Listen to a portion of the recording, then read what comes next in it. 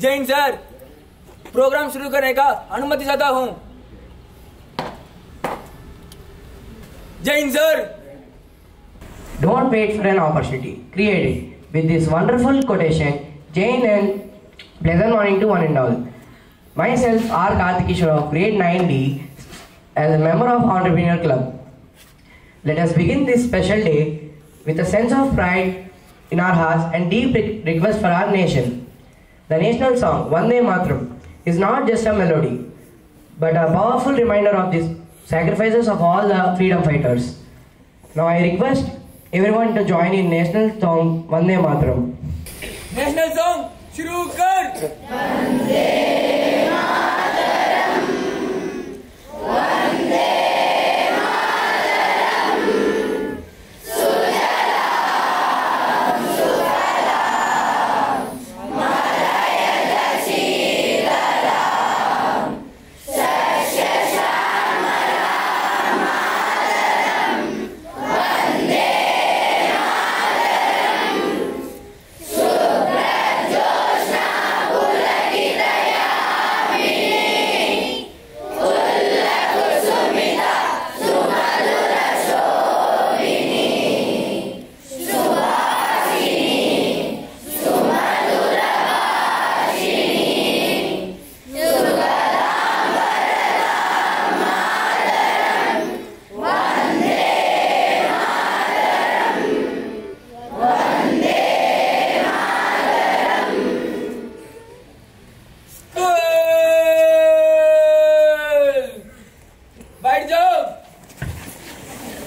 An entrepreneur is someone who dares to dream and then dares to do. With this powerful thought, I welcome you all to today's session of the Entrepreneur Club. Now let us take a moment to understand the vision behind the Entrepreneur Club. Entrepreneurship is not just only starting a business. It's all about thinking differently, solving problems, and leading with purpose. The Entrepreneur Club at Vedanta Sainik School is a platform designed to nurture these qualities in our cadets. This club encourages innovation, confidence, and creativity. It helps students how ideas can be formed into actions, how challenges can become opportunities, how leadership begins with vision. Now I invite my co-cadets to perform a skit on the smart bricks. Jai Hind everyone! Today we are excited to present a short skit that celebrates the entrepreneurship, the spirit of innovation, creativity and problem solving. Through this performance, we will see how a simple idea, when combined with passion and hard work, can grow into a successful venture. So sit back and enjoy our skit titled The Smart Brick, a journey from idea to impact. Scene 1. Trouble at the construction site. In the bustling heart of a growing town, there was a construction site buzzing. Some workers were busy building house, but suddenly there was a big problem.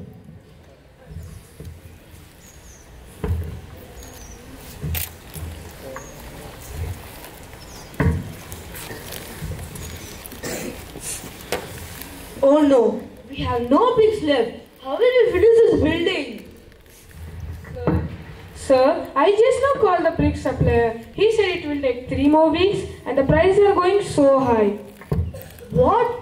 We can't wait that long. At this rate, we will finish this building next century. Raj enters holding a brick.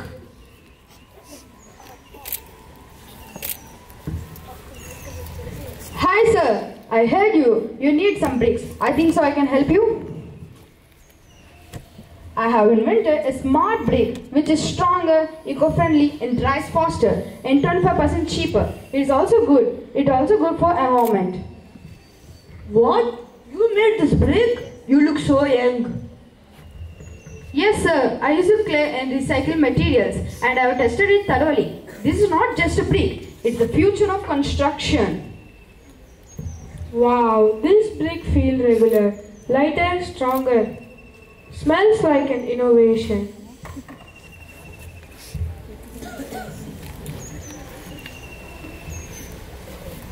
Kid, are you sure this is not just clay wrapped in big promises? We are in desperate need. Fine, we'll test your miracle brick. We don't have any other option. But on one condition. If my wall falls down, you're the one who's going to rebuild them. Is it okay? Yes, sir, you won't be disappointed. Scene 2. A few weeks later. A few weeks have passed. The building was finished early using Raj's bricks. Everyone was happy.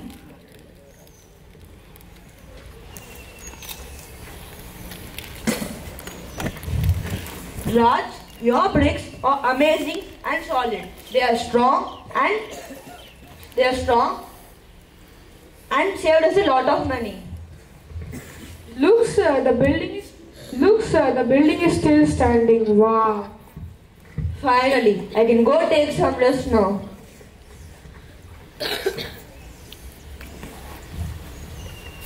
Customer enters excited.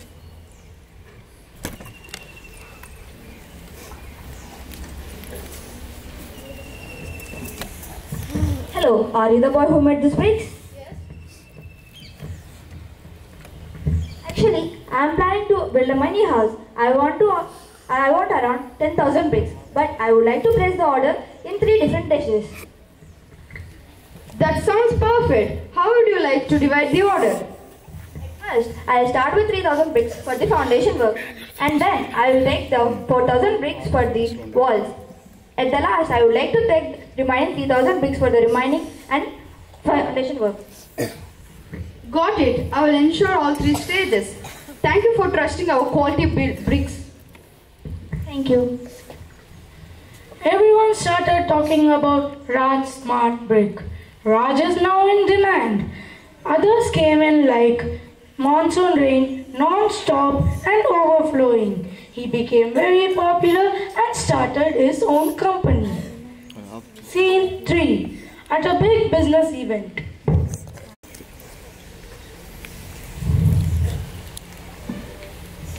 Raj, your bricks are wonderful. Your bricks are building more than the buildings. They're building future. I want to invest in your company and help you to grow all over the country. Let's partner up and go nationwide.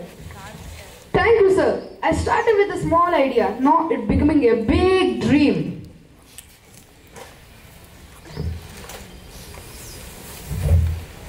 Final scene. Raj didn't just make bricks. He built a future. With hard work and new ideas, he became a real entrepreneur.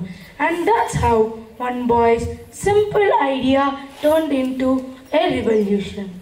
Dreams built, bricks built dreams, dreams built success.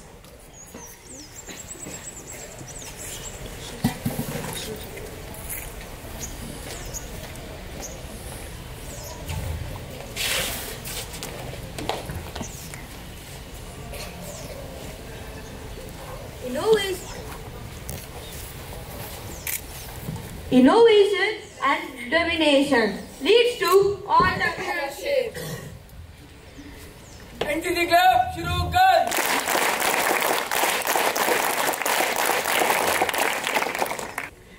We hope you enjoyed watching our small idea backed up by determination and innovation turned into a big success. This is the true spirit of entrepreneurship. Finding solution, thinking, taking risks and never giving up. Remember, every great business once started as just a dream. Who knows, the next big idea might come from one of us. Thank you and Jai Hind. I would like to invite one of my co-cadets to give a brief highlight on the chief guest achievement. Jai Hind everyone, myself Vishu Kumar Rai, a member of Entrepreneur Club. It is with great pride and admiration that I invite you now to meet a great, truly inspiring personality, a man who has beautifully blended education with art and teaching with telling, Mr. Chandul Kumar Reddy. Born on April 16, 1981, Mr. Reddy is not only a seasoned educator with many years of teaching experience, holding MA and BEd degrees, but he is also a passionate farmer who has dedicated the last 7 years of his life to natural farming. What makes him extraordinary is the diversity and scale of his farming expertise. His farm is not just a piece of land, but it's a living laboratory of biodiversity. He grows 55 varieties of paddy, 75 types of bananas, 100 varieties of tomato, 60 to 80 types of vegetable, 6 types of papaya, and 12 varieties of mango. Yes, you heard that right. It's a treasure trove of nature's bounty, all grown with love and care through natural farming methods. His remarkable journey has earned him numerous accolades, including the Right to Foundation Award and this recognition from the current Agriculture Minister of Andhra Pradesh. Not one, but 2 awards from government have honored his contribution to sustainable farming. Beyond the fields, Mr. Reddy has also conducted around 60 seminars and workshops to inspire fellow farmers, students and agriculture enthusiasts to embrace eco-friendly practices. He is, in every sense, a role model, a true leader, proving that true success lies in staying rooted, literally and metaphorically. Please join me in giving a big round of applause to a visionary, a cultivator of both minds and soil, Mr. Chandur Kumar Reddy.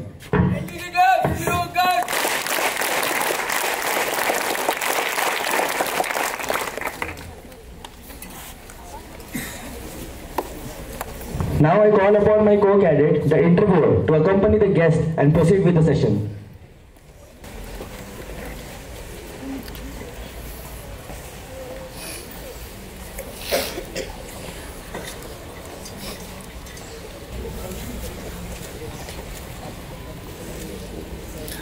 Jain sir, I am PVJ. I am from grade 90, member of Entrepreneur Club. Today I am going to ask some questions, sir. Can you please? You had a successful career in teaching. What inspired you to shift from teaching to organic and natural farming? మీరు ముందు ఒక ఉపాధ్యాయునిగా పనిచేసేవారు. ఉపాధ్యాయ వృత్తి నుంచి వ్యవసాయం చేయాలని మీరు ఎందుకు అనుకున్నారు తెలుసుకోవచ్చా? తప్పకుండా. జై హింద్ స్టూడెంట్స్. ముందుగా వెరిటాస్ సైనిక్ స్కూల్ వాళ్ళకి యాజమాన్యానికి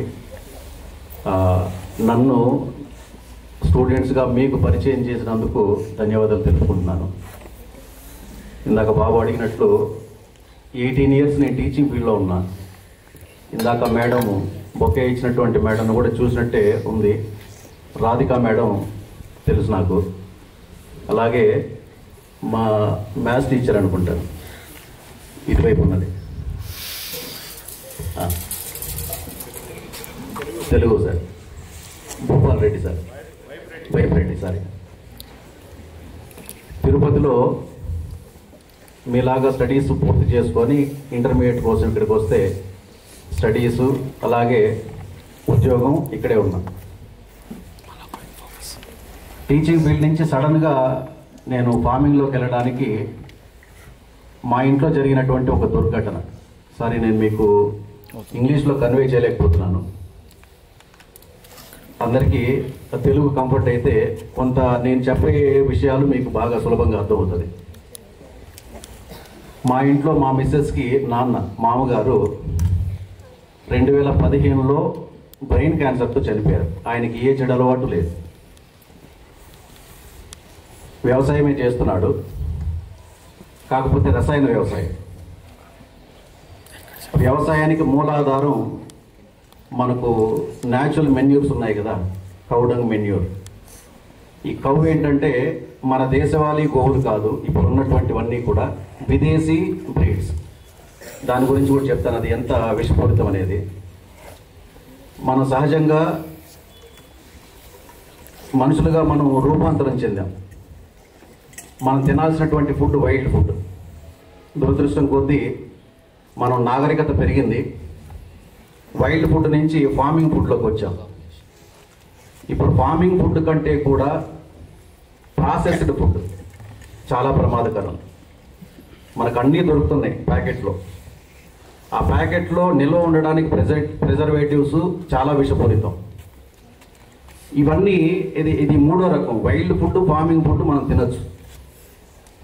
ఈ ప్యాకెట్ ఫుడ్ ఏదైతే ఉందో సాచురేటెడ్వి చాలా ప్రమాదకరం. నేను ఫార్మింగ్లోకి మారడానికి ఇవి ఏవైతే ఉన్నాయో క్లైమేట్ చేంజెస్, ఇవన్నీ కూడా ఒక కారణమే. ఏ చెడు అలవాటు లేనటువంటి వ్యక్తికి బ్రెయిన్ క్యాన్సర్ రావడం. 3 monthsలో అది ట్రేస్ అవుట్ అయింది, బ్రెయిన్ క్యాన్సర్ 3rd స్టేజ్లో ఉందని. ఏ హాస్పిటల్కి వెళ్ళినా, పెద్ద పెద్ద హాస్పిటల్స్, బెంగళూరులో మణిపాల్ హాస్పిటల్, తమిళనాడులో సిఎంసి క్రిస్టియన్ మెడికల్ కాలేజు, అన్ని హాస్పిటల్కి వెళ్ళాం. ఫస్ట్ తెలిసింది తిరుపతిలోనే, స్విమ్స్లోనే చూపించాం. వాళ్ళు చెప్పిన, ఏ డాక్టర్ అయినా చెప్పిన విషయం ఏంటంటే ఆపరేషన్ చేస్తే ఒక 6 నెలలు మాత్రమే బతుకుతాడు, ఆపరేషన్ చేయకపోతే వితిన్ 3 months 3 monthsలో చనిపోతాడని. అందరు డాక్టర్లను అడుగుతున్నాం ఎందుకోసం వచ్చింది క్యాన్సర్, ఆయనకి ఏ చెడలవాటు లేదు కదా అని.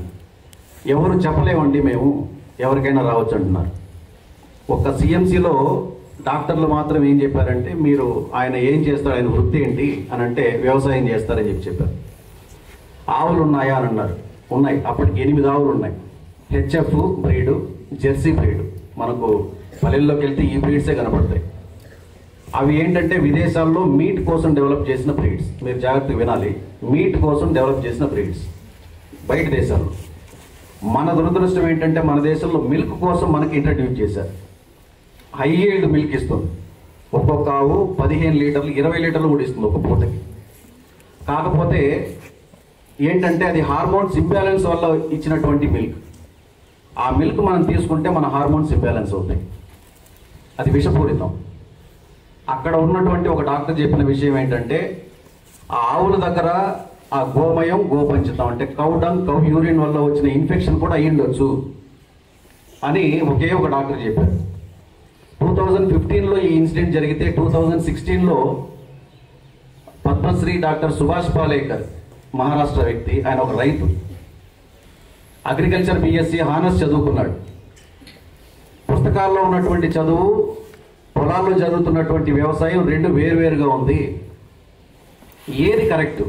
మన గురువులు చెప్పినటువంటి వ్యవసాయ విద్య కరెక్టా, లేదా పొలంలో మన తల్లిదండ్రులు, ఏ చదువు రానటువంటి తల్లిదండ్రులు చేస్తున్నటువంటి వ్యవసాయం కరెక్టా? మీరు గమనించండి, farming is an emotion.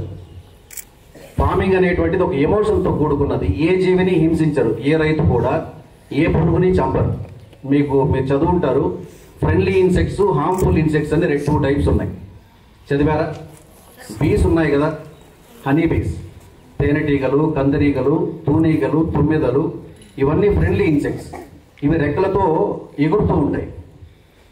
Harmful insects ఏంటి అని అంటే, అది హార్మ్ఫుల్ ఏం కాదు, వాటికి ఫుడ్ తీసుకుంటాయి అంతే. ఆకులు తినే పురుగులు, కాయలు తొలిచే పురుగులు, అలాగే వేరు తొలిచే పురుగు, ఇవి పంటను డ్యామేజ్ చేసేటువంటివి. ఆయన సుభాష్ పాలేకర్ గారు నా గురువు అయితే, ఆయన 2016లో మీటింగ్ జరిపితే 3 రోజుల కార్యక్రమం ఇలాగే విన్నాను.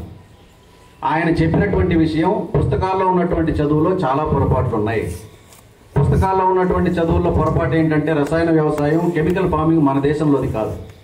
కెమికల్ ఫార్మింగ్ అమెరికా దేశంది. ఆర్గానిక్ ఫార్మింగ్, బయో ఫెర్టిలైజర్, బయోకెమికల్తో చేసేటువంటిది యూరోప్ కంట్రీస్లో చేసేటువంటి వ్యవసాయం. ఈ 2 ఉన్నాయి పుస్తకాల్లో. మన దేశంలో జరుగుతున్నటువంటి, మన ఏన్షియంట్ పీరియడ్ నుంచి చేస్తున్నటువంటి వ్యవసాయం గురించి పుస్తకాల్లో లేదు. అందులో ఆ పుస్తకాల్లో ఉన్నటువంటి మొత్తం ఇంగ్లీష్లో ఉంది. చదువు రానటువంటి రైతు ఇంగ్లీష్ చదవలేడు, చెప్పినా అర్థం చేసుకోలేడు. ఇవన్నీ జరిగాయి, చాలా పొరపాట్లు జరిగితే. ఆయన చెప్పినటువంటి విషయం ఏంటంటే, ఈ హెచ్ఎఫ్ బ్రీడు, అలాగే ఈ క్రాస్ బ్రీడ్ ఉన్నటువంటి ఆవులు, వీటి వల్ల వచ్చేటువంటి ఇన్ఫెక్షన్ చాలా ప్రమాదం. ఇవి ఫార్మింగ్ ఉపయోగించకూడదు. పాడి పంట అని మీరు చదువుంటారు కదా, పాడి పంట, రైతుకు 2 కళ్ళు. మరి పాడి ఆవులు ఏవైతే ఉన్నాయో, ఎద్దులు ఏవైతే ఉన్నాయో మనకు దూరం చేసేశారు గ్రీన్ రెవల్యూషన్ కారణంగా. ఆయన చెప్పినటువంటి విషయాలు క్లియర్గా విని, డాక్టర్ చెప్పినటువంటి విషయాలు అన్వయించుకొని, ఒక వ్యక్తి, మా కుటుంబ పెద్ద, దూరం అవడానికి కారణం ఏంటంటే, వ్యవసాయంలో బలవంతంగా రుద్దినటువంటి కొన్ని విషయాలు. కెమికల్ ఫార్మింగ్ ఒకటి, అలాగే మనం దైవంతో సమానంగా పూజించేటువంటి ఆవులు, హెచ్ఎఫ్ అనేటువంటి బ్రీడు, మిగిలినటువంటి కొన్ని విదేశీ బ్రీడ్స్ని ఇంట్రడ్యూస్ చేయడం కూడా ఒక కారణంగా అనుకొని, ఆయన ఒకే ఒక విషయం చెప్తాడు, మీ కళ్ళ ఎదుట అనారోగ్యంతో పూర్తిగా ధ్వంసం కావాలి అని అంటే, మీ దగ్గర ఉన్నటువంటి హెచ్ఎఫ్ ఇలాంటి విదేశీ బ్రీడ్లను వాళ్ళకు ఉచితంగా ఇచ్చేసేయండి. అవి ఆవులు కాదు. వాటి వల్ల వచ్చే ఇన్ఫెక్షన్స్ క్యాన్సర్ కారకం. ఆ పాలు తాగితే పిల్లల దగ్గర నుంచి హార్మోన్స్ ఇంబ్యాలెన్స్ అవుతుంది, చాలా రకాల అనారోగ్య సమస్యలు వస్తాయని చెప్పి ఆయన చెప్తే విన్నాను. అప్పటికి కన్ఫర్మ్ చేసుకున్నా, నిజమే డాక్టర్లు చెప్తున్నటువంటి విషయం అని. ఇక అప్పటికి 2017లో ఇక్కడే ఒక ప్రైవేట్ ఒక విద్యా సంస్థ ప్రిన్సిపల్గా పనిచేశాను. ఆ ఇంట్లోనే మా అత్తగారికి థైరాయిడ్ గ్లాండ్ దగ్గర ఒక ట్యూమర్ ఉంది. మాస్టర్ చెకప్ చేస్తే అది క్యాన్సర్ కన్వర్ట్ అయ్యే అవకాశం ఉంది అని అన్నారు. 2017లో స్విమ్స్ హాస్పిటల్లోకి వెళ్తే క్యాన్సర్ కణాలు ఉన్నాయని చెప్పి అన్నారు. కాకపోతే డాక్టర్లు అందరూ చెప్పిన విషయం ఏంటంటే అది సేఫెస్ట్ క్యాన్సర్, ప్రాణాంతకం కాదు, కాకపోతే గ్లాండ్ తీసేస్తాం, ఆ గ్లాండ్ రిలీజ్ చేసేటువంటి కెమికల్ మొత్తం కూడా డ్రగ్ రూపంలో అంటే టాబ్లెట్ రూపంలో లైఫ్ లాంగ్ తీసుకోవాలి అని అన్నారు. మీరు చూడండి, మన ఇంట్లో పెద్దలు అనారోగ్యంతో బాధపడుతూ ఉంటే నేను ఉద్యోగం చేసి నేను డబ్బు సంపాదించి నేనేం చేయాలంటే హాస్పిటల్కి వెళ్ళి ఖర్చు పెట్టాలి. ఇది సరైనది కాదని అనుకొని ఫార్మింగ్ చేయాలని నిర్ణయం తీసుకున్నాను. అప్పటికి ఏ నాలెడ్జ్ లేదు, మాది పూర్తిగా వ్యవసాయ కుటుంబమే. న్యాచురల్ ఫార్మింగ్కి సంబంధించిన నాలెడ్జ్ లేదు. నా చిన్నతనంలో జరిగినటువంటి వ్యవసాయం కొంత గుర్తుంది, కాకపోతే గురువులు ఉన్నారు, సుభాష్ పాలేకర్ గారు లాంటి వాళ్ళు ఉన్నారు. ఆ ధైర్యంతో 2017 ఉద్యోగం వదిలిపెట్టి ఇంట్లో వాళ్ళని పెద్దవాళ్ళని చూసుకోవాలనే కారణంతోనే వెళ్ళిపోయాం. వెళ్ళి అక్కడ ఒక చిన్న కాలేజీలో టెంపరీగా ఉద్యోగం చేస్తూ ఫార్మింగ్ రెండూ చేసుకుంటూ వచ్చాను. కోవిడ్ తర్వాత పూర్తి స్థాయి రైతుగా మారి నేను ఇందాక ఏదైతే చెప్పారో రకాలు, వరి రకాలు, ఇండిజినస్ సీడ్స్, మన దేశీయ వెరైటీలు. ఇప్పుడు ఇందాక చెప్పాను, మనం తినాల్సిన ఫుడ్ వైల్డ్ ఫుడ్. మనం తింటున్నటువంటి ఫార్మింగ్ ఫుడ్ కూడా ఏమైందనంటే పొల్యూట్ అయిపోయి అది సంకరపరిచిన విత్తనాలు, హైబ్రిడైజేషన్ జరిగాయి. సీడ్స్లో కూడా హైబ్రిడైజేషన్ జరిగితే నష్టం ఏంటంటే ఈల్డ్ అయితే ఎక్కువ వస్తుంది, కాకపోతే దాంట్లో న్యూట్రియంట్స్ ఉండవు. మీరు చూడండి, మార్నింగ్ బ్రేక్ఫాస్ట్ చేశారు, బ్రేక్ఫాస్ట్ చేసినటువంటి వాళ్ళు కొంత నీరసంగా ఉంటారు, అంటే ఇక్కడని కాదు సహజంగా జరిగేటువంటిది. చేయనటువంటి వాళ్ళు నీరసంగా ఉంటారు. చేసినా కానీ అంటే కడుపు నిండుకు మనకు ఆకలి తీరినా కానీ మనకు నీరసంగానే ఉంటున్న, ఎనర్జెటిక్గా లేవు అని అంటే మనం తింటున్న ఫుడ్లో న్యూట్రియంట్స్ లేవు, మెడిసిన్ వాల్యూస్ లేవు. లేకుండా ఎలా ఉంటాయి? ఫార్మింగ్ ఫుడ్డే కదా మేము తింటున్నామంటే, ఫార్మింగ్ జరిగేటువంటి చోటు రైతుల దగ్గర జరుగుతున్నటువంటి మిస్టేక్ ఏంటంటే అవి ఏవి కూడా ఇండిజినస్ సీడ్ ఉత్పత్తులు కావు, అంటే దేశీయ ఉత్పత్తులు కావు, అంతా కూడా హైబ్రిడైజేషన్. హైబ్రిడ్ జరిగితే ఒక నష్టం ఉంటే, ఇప్పుడు దొరుకుతున్నటువంటివన్నీ కూడా gene modified seeds, genetically modified, GM varieties అంటారు. జిఎం వెరైటీస్ ప్రపంచంలో ప్రతి దేశం కూడా బ్యాన్ చేశారు. మీరు గమనిస్తే మన దేశంలో ఉన్నటువంటి మ్యాక్సిమం 90% ఫుడ్ ప్రోడక్ట్స్ ఏవి కూడా బయట దేశాలకు ఎక్స్పోర్ట్ చేయడానికి అర్హత ఉండదు, టెస్టింగ్లో ఫెయిల్ అవుతాయి. రీజన్ ఏంటంటే యూరోప్ కంట్రీస్ అలాగే వెస్ట్రన్ కంట్రీస్ చాలా వరకు ఓన్లీ నాన్ జిఎంఓ సర్టిఫికేషన్ ఉన్నటువంటి ప్రోడక్ట్స్ మాత్రమే అలౌడ్. నాన్ జిఎంఓ ఏంటంటే non genetically modified organism. Non genetically modified organism ఎందులో ఉంటుందనంటే వైల్డ్ ఫుడ్లో ఉంటుంది. అంటే న్యాచురల్గా దొరికినటువంటి సీడ్స్, దాన్ని పండించడం వల్ల వచ్చినటువంటి ప్రోడక్ట్స్. అంటే మేము చేస్తున్నటువంటి వ్యవసాయం ఏదైతే ఉందో ఇండిజినస్ సీడ్స్, వీటికి ఎక్స్పోర్ట్ ఉంది, అవకాశం ఉంది. కానీ మనం పండించడం, ఎక్స్పోర్ట్ చేయడం, బిజినెస్ చేయడం కోసం కాదు నేను ఫార్మింగ్లోకి వచ్చింది. మనం ఆరోగ్యంగా ఉందాం, మన ఇంటిల్లిపాది ఆరోగ్యంగా ఉందాం, మనతో పాటు కొనుక్కుంటున్నటువంటి వాళ్ళ ఆరోగ్యం బాగుంటే చాలు. దాన్ని తీసుకెళ్ళి ఇప్పుడు ఇక్కడ 100 రూపాయలు నేను కిలో బియ్యం అమ్మితే 600 రూపాయలు వస్తుంది బయట దేశాలకు పంపిస్తే. 600 రూపాయలు మనీ కోసం కాదు కదా చేస్తున్నది. మన అనారోగ్యాన్ని, మనం బాధపడుతున్నటువంటి అనారోగ్య సమస్యలతో వచ్చేటువంటి ఇబ్బందులు దేంతోనూ కొలవలేము. ఒకవేళ ఆరోగ్య ప్రయోజనాన్ని పొందితే ఎంత డబ్బుతోనూ కొలవలేం కాక. కాబట్టి మనం తింటున్నాం, మనకున్నటువంటి మన ప్రాంతంలో ఉన్నటువంటి వాళ్ళకి ఇవ్వాలి. ఆ ఉద్దేశంతో ఇప్పుడు ఫార్మింగ్లోకి పూర్తి స్థాయి రైతుగా మారి నేను ఫార్మింగ్ చేస్తూ ఈ వైల్డ్ ఫుడ్ ఏవైతే ఉందో, వైల్డ్ వెరైటీస్ సీడ్స్ ఏవైతే ఉన్నాయో వాటిని కలెక్ట్ చేస్తూ ఒక సీడ్ బ్యాంక్ మెయింటైన్ చేస్తున్నాం. రైతులకి ఎడ్యుకేట్ చేస్తున్నాం. మనం పండించాల్సినటువంటి పంటలేవి, వాటి విత్తనాలు ఎలా ఉంటాయి, విత్తనాలు మనమే ఎందుకు తయారు చేసుకోకూడదు అని ఇప్పుడు జరుగుతున్నటువంటి విధానం ఇది. ఇది మీరు అడిగినటువంటి ప్రశ్నకి సమాధానంగా నేను చెప్తున్నాను. Every journey has its shares in struggles. What are some of them major challenges you have faced and how have you overcome them? మీరు వ్యవసాయం ప్రారంభించే సమయంలో ఎన్నో సవాళ్ళను ఎదుర్కొని ఉంటారు, వాటిని మీరు ఎలా అధిగమించారు? ఏంటంటే కంప్లీట్గా మన చుట్టుపక్కల ప్రాంతంలో అందరూ చేస్తున్నది కెమికల్ ఫార్మింగ్.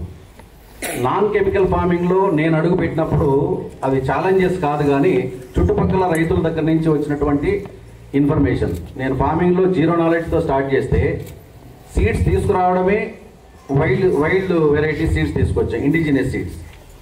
దాంతోపాటు కెమికల్ వేయకుండా ఫార్మింగ్ నేను చూస్ చేసుకున్నా. పాలేకర్ గారి విధానం, ఎస్పీకే అంటారు, సుభాష్ పాలేకర్ కృషి. ఇది చుట్టుపక్కల రైతులకి అవగాహన ఉండదు. ఉండకపోగా ఏం చేస్తారంటే కాస్త బిగినింగ్లో అయితే మా ఇంటి దగ్గర నుంచే డిస్కరేజ్మెంట్ అయితే వచ్చింది. బిగినింగ్ ఏది కూడా స్ట్రగ్లింగ్తోనే స్టార్ట్ అవుతుంది అనేది నా ఫీలింగ్. కాబట్టి ఇలాంటి స్ట్రగుల్స్ అన్నీ మనం ఓవర్కమ్ చేసుకోవాలనే ఉద్దేశంతోనే స్టార్ట్ చేసాం. ఏమైందంటే సీడ్ తీసుకొచ్చాం. ఇప్పుడు వరి నేను స్టార్ట్ చేస్తే వరిలో నివారిణి అని ఒక రైస్ ఉంది. నివారిణి నేను సాంస్క్రిట్ చదువుకున్నా. యజ్ఞయాగాదుల్లో అఖండ బియ్యం వేస్తారు. అఖండ బియ్యం అంటే గింజ విరుగుడు లేకుండా ఉన్నది. చేత్తో ఒలుస్తారు ఒట్ల గింజ నుంచి బియ్యపు గింజ. ఆ ఒట్ల గింజని నుంచి బియ్యపు గింజ సపరేట్ చేసేటువంటి దాన్ని కూడా నివారిణి అనేటువంటిది, అది కేరళ వెరైటీ రెడ్ రైస్. దాన్ని చదువుకున్నాం, యజ్ఞయాగాదుల్లో ఉపయోగిస్తారని. అది త్రేతాయుగం నాటి విత్తనం, అంటే శ్రీరాముడి కాలం నాటి విత్తనం. అది డయాబెటిక్ మందుగా ఉపయోగిస్తున్నారని చెప్పి అందరూ ప్రచారం చేస్తూ ఉంటే 2017 ఫార్మింగ్కి ముందు మా అమ్మకి డయాబెటిక్ ఉంది.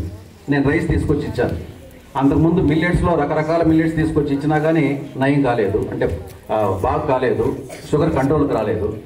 ఈ బియ్యం, ఈ రెడ్ రైస్ నవారా అనేటువంటి బియ్యం, నివారిణి అనేటువంటి బియ్యం ఇచ్చిన తర్వాత మా అమ్మగారికి కాళ్ళు వాపులు, అలాగే అరికలు మంటలు తగ్గాయి. దాంతోపాటు డయాబెటిక్ కంట్రోల్కి వచ్చింది. ఆ విత్తనం ఎక్కడ దొరుకుతుందో తెలుసుకొని మరి విత్తనం తీసుకొచ్చి నేను సంవత్సరం పట్టింది మా ఇంట్లో వాళ్ళని ఒప్పించి ఆ విత్తనంతో మనం ఫార్మింగ్ స్టార్ట్ చేయడానికి. చుట్టుపక్కల ప్రాంతాల్లో ఛాలెంజెస్ ఏంటంటే వాళ్ళకి తెలియనటువంటి విత్తనం ఒకటి, ఇది పండదు, రసాయనాలు వేయకపోతే పండదనేటువంటి విషయం ఒకటి. నా నమ్మకం ఏంటంటే మన పూర్వీకులు రసాయనాలు వేయకుండానే మనం పొలాన్ని పండించారు, పంటను పండించారు. రసాయనాలు వేస్తే పండవని చెప్పి మన పూర్వీకులు చెప్పారంటే మన పెద్దవాళ్ళు బిగినింగ్లో. అలాంటిది ఇప్పుడు మనం అలవాటైపోయి రసాయనాలు వేసి, కెమికల్ ఫెర్టిలైజరు, కెమికల్ మందులు వేసి, కెమికల్ వేస్తేనే పండుతుంది, వేయకపోతే పండదనేటువంటి ఆలోచనతో ఉన్నాం. ఆఖరికి అది ఛాలెంజ్గానే తీసుకున్నా. చుట్టుపక్కల రైతులతో మనం కంపేర్ చేసుకుంటూ దాన్ని ఓవర్కమ్ చేసి నిరూపించుకోవాలి, మనం ప్రూవ్ కావాలి. ఇందులో మంచి ఆరోగ్య లక్షణాలు ఉన్నాయి, బాగా పండించవచ్చు అని చెప్పి ప్రూవ్ చేసుకోవాలనే ఛాలెంజెస్తోనే తీసుకొని మనం పండించాం. ఆ పంట చాలా బాగా వచ్చింది. అందరూ వండర్ అయ్యారు. ఏ కెమికల్ ఫెర్టిలైజర్ వేయకుండా, ఏ కెమికల్ వేయకుండా న్యాచురల్ మెథడ్లో ఎలా పండించాలో అక్కడ ప్రాంతంలో ఉన్నటువంటి వాళ్ళు చూశారు, అర్థమైంది. ఆ నెక్స్ట్ ఇయర్ ఏం చేయాలి అని అంటే మిగిలిన కొన్ని రకాల విత్తనాలు తెచ్చుకున్నాను. కూరగాయల్లో కానీ, వెజిటేబుల్స్ కానీ, ఫ్రూట్ క్రాప్స్ కానీ, ప్యాడీలోనే కొన్ని వెరైటీస్ తెచ్చుకున్న తర్వాత మళ్ళీ అదే విధంగానే చుట్టుపక్కల రైతుల నుంచి డిస్కరేజ్మెంట్ వచ్చింది. దాన్ని ఓవర్కమ్ చేసుకుంటూ ఎవ్రీ క్రాప్ ఛాలెంజ్గానే ఉంటుంది చుట్టుపక్కల ఉన్నటువంటి వాళ్ళతో. అందరూ నన్ను అడిగేటువంటి ప్రశ్న ఏంటంటే, అందరూ చేసేటువంటి వ్యవసాయం కాకుండా నువ్వే కాస్త ప్రత్యేకంగా ఎందుకు చేయాలి, నువ్వు కాస్త ప్రత్యేకంగా ఉన్నావు ఎందుకు అని చాలామంది అడిగారు. వాళ్ళందరికీ నేను చెప్పిన సమాధానం ఏంటంటే, నేను ఒక్కడనే ప్రత్యేకంగా ఉన్నారని మీరు అంటున్నారు, కానీ మీరందరూ ఒకేలాగా ఉన్నారని మీరెందుకు గుర్తించలేకపోతున్నారు అని నేను అన్నా. అర్థమైంది ఆ విషయం? అందరూ కెమికల్ ఫార్మింగే చేస్తున్నారు, దానివల్ల నష్టం ఉందని తెలుసు. ఒక్కడు ప్రకృతి వ్యవసాయం చేస్తుంటే, న్యాచురల్ ఫార్మింగ్ చేస్తుంటే మీరు ప్రత్యేకంగా ఉన్నారని ఎందుకు అంటున్నారు. అలా కాదు, నేను కరెక్ట్గా ఉన్నాను ఒక్కడిని. మీరందరూ కెమికల్ ఫార్మింగ్ చేస్తూ నేచర్కి డ్యామేజ్ చేస్తున్నారు, దాంతోపాటు మన ఆరోగ్యం డ్యామేజ్ అవుతోంది, కొంత ఆలోచించండి అని నేను చెప్పడం స్టార్ట్ చేశాను. ఇప్పుడు ఏంటంటే మిగిలినటువంటి రైతులకు నాలెడ్జ్ ఇవ్వగలుగుతున్నాను. ఆ ఉద్దేశంతో మనం ఏంటంటే ఒక స్ట్రాంగ్ ఫీలింగ్ ఏదైతే ఉందో ఆ ఫీలింగ్తో మనం వర్క్ చేయగలిగితే, ఆ స్ట్రాంగ్ ఫీలింగ్తో చేసేటువంటి వర్క్ ఎలా ఉంటుందనంటే అందరి మనసులను మార్చే విధంగా ఉంటుంది. ఇప్పుడు మా ప్రాంతంలో చాలామంది మారారు. దాంతోపాటు అనేక రకాల అనారోగ్య సమస్యలు నివారణకు వచ్చాయి. ఓన్లీ ఫార్మింగ్ వల్లనే, ఇప్పుడు ఇందాక చెప్పాను చూడండి, హెచ్ఎఫ్ జెర్సీ ఆవులు, వాటిని వదిలిపెట్టేసి దేశీ ఆవులు, గోపురం గంగడోలు ఉన్నటువంటి ఆవు తీసుకొని ఆరోగ్యంగా ఉన్నటువంటి వాళ్ళు చాలామంది ఉన్నారు. అలా చాలామందిని మార్చగలిగినటువంటి సంతోషం నాకు, ఆ సంతృప్తి ఈ ఫార్మింగ్లో కలిగింది. Now let's see if there are any questions, curious questions from the audience, please.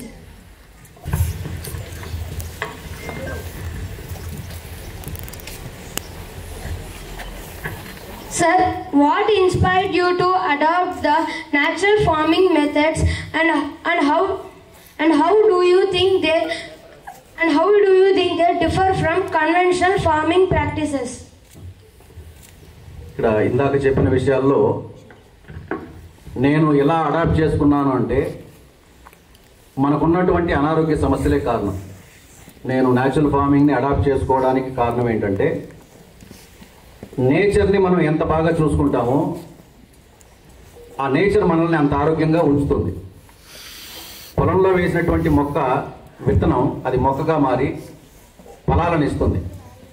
మొక్క మనిషి ఒకటే నా భావన.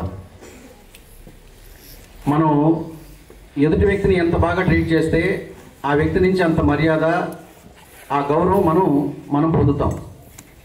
మొక్కను కూడా ఎంత ఆరోగ్యంగా మనం పెంచుతామో ఆ మొక్క వల్ల వచ్చినటువంటి ఉత్పత్తులు ఫలాలు కావచ్చు ఉత్పత్తులు కావచ్చు ప్రోడక్ట్స్ దాన్ని తిని మనం అంత ఆరోగ్యంగా ఉంటాం. దానికి వేసేటువంటి ప్రతి కెమికల్ ఏమవుతుందంటే అది 10 టైమ్స్ మన శరీరంలోనికి వెళ్తుంది. ఇది నాకు అర్థమైంది. జనరల్గా జరుగుతున్నటువంటి కెమికల్ ఫార్మింగ్లో అదే నష్టం జరుగుతుంది. కెమికల్ ఫెర్టిలైజర్స్లో యూరియాలు డిఏపీలు వేస్తున్నారు. ఒక పిడికెడు వేశారనుకోండి ఒక చెట్టుకి, అది కెమికల్ రియాక్షన్ ఎలా జరుగుతుందంటే ఎగ్జాంపుల్ చెప్తాను మీకు. ఎగ్జాంపుల్ ప్యాడీ అనుకోండి. ప్యాడీ 120 క్రాప్ 120 డేస్ క్రాప్ ఉందనుకుంటే కెమికల్ ఫెర్టిలైజర్ వేస్తున్నారు, వాటర్ ఇస్తున్నారు. ఆ కెమికల్ ఫెర్టిలైజరు వేర్ల నుంచి రూట్స్ నుంచి అది అబ్జర్వ్ చేసుకుంటుంది. చేసుకొని ఏం చేస్తుందంటే దాని శరీరం నిండా కూడా కెమికలే నింపుకుంటుంది వాటర్తో పాటు. ప్యాడీ క్రాప్ పూర్తయిపోయింది అనుకోండి, పూర్తిగా ప్యాడీ ఆ స్టెమ్ మొత్తం ఎండిపోతుంది కదా. ఎండిపోతుందంటే దాని లోపల అప్పటి వరకు ఉన్నటువంటి కెమికల్ అది భూమికి ఇస్తుంది కదా వేరు నుంచి. అర్థమవుతుంది ఆ విషయం. ఏదైనా ఒక మొక్క ఆరోగ్యంగా బ్రతికిన తర్వాత ఆ మొక్క ఆయుష్ పూర్తయిపోయింది. అప్పటి వరకు కెమికల్ రియాక్షన్ వల్ల బతికినటువంటి మొక్క పూర్తిగా ఎండిపోయిందంటే దాంట్లో నింపుకున్నటువంటి కెమికల్ మనం వేసినటువంటిది 1% అయితే 10 టైమ్స్ ఎక్కువగా కెమికల్ దాంట్లో నింపుకొని ఆ కెమికల్ మొత్తాన్ని భూమికి ఇస్తుంది వేరు నుంచి. అంటే ఆ తర్వాత మళ్ళీ మీరు వేసేటువంటి 2-3 క్రాపులకి సరిపడా రసాయనం ఆ మొక్క ఇచ్చింది. నువ్వు రసాయనం వేసావు కాబట్టి ఆ మొక్క భూమికి రసాయనం ఇచ్చింది. నువ్వు రసాయనాన్ని ఇవ్వకపోతే సహజంగా కానీ పండిస్తే ఆ తర్వాత 2-3 క్రాపుల వరకు ఇచ్చేటువంటి ఫలం ఆ రసాయనం ఆ మొక్క ఇచ్చేటువంటి రిలీజ్ చేసేటువంటి వీర్యం అంటారు దాన్ని. ఆ మొక్క నుంచి రిలీజ్ చేసేటువంటి ఆ రసాయనం మొత్తం కూడా భూమికి బలంగా మారుతుంది. అంటే ఇక్కడ మనం ఏమి ఇస్తున్నామో అదే తిరిగి ఇస్తుంది అనేటువంటిది నాకు ఈ న్యాచురల్ ఫార్మింగ్లో అర్థమైంది. కెమికల్ ఫార్మింగ్లో కూడా దాన్నే అన్వయించుకోవచ్చు. మనం రసాయనాలు ఇస్తున్నాం, అది రసాయనాన్ని రిలీజ్ చేస్తుంది భూమికి. మనం ఏమి వేయకపోయినా ఆ రసాయన చర్య భూమిలో ఒక 2 నుంచి 3 సంవత్సరాల పాటు అలాగే ఉంటుంది. దానివల్ల ఏమవుతుందంటే భూమి లోపల ఉన్నటువంటి మైక్రోబ్స్ సూక్ష్మజీవులు అంటాం అవన్నీ కూడా చనిపోతాయి. చనిపోయి సాయిల్ పూర్తిగా కూడా జీవం లేనిదిగా మారిపోతుంది. జీవం లేనిదిగా మారిపోతే అందులో విత్తనాలు వేసినా మొలకలు రావు. మొలక రావడానికి ఒక రసాయనం వేయాలి, పంట రావడానికి ఒక రసాయనం వేయాలి, ఆ తర్వాత దిగుబడి పెరగడానికి ఒక రసాయనం వేయాలి. ఇలా అలవాటైనటువంటిదే ఇప్పుడు జరుగుతున్నటువంటి రెగ్యులర్ ఫార్మింగ్, కెమికల్ ఫార్మింగ్. కాబట్టి కెమికల్ ఫార్మింగ్ ఏ విధంగానూ భూమికి మంచిది కాదు. An incredible collection of seeds varieties. What inspired you to focus so much on them, sir? మీ విత్తనాలు సేకరించాలనేదే ఒక గొప్ప ఆలోచన. అలాంటివి మీరు ఈ స్థాయిలో విత్తనాల వైవిధ్యాన్ని రక్షించాలనే ఆలోచన మీకు ఎలా కలిగింది? ఇప్పుడు ఫార్మింగ్ చేసేటువంటి ఫార్మర్కి తను పొలంలో పనిచేయాలంటే విత్తనాలు కావాలి. ఏ పంట వేయాలనుకున్నా విత్తనాలు కావాలి. ఇప్పుడు జరుగుతున్న వ్యవస్థ ఏంటంటే విత్తనాల కోసం షాపులకు వెళ్తున్నారు రైతు. ఒకప్పుడు ఏం చేసేవాళ్ళు, మన పూర్వీకులు చేసినటువంటి వ్యవసాయం అయితే ఎవరింట్లో వాళ్ళు తర్వాతి పంట కోసం విత్తనాలు సేకరించి పెట్టేటువంటి వాళ్ళు. ధాన్యం నుంచి విత్తనం వేరు చేసి సేకరించేటువంటి వాళ్ళు.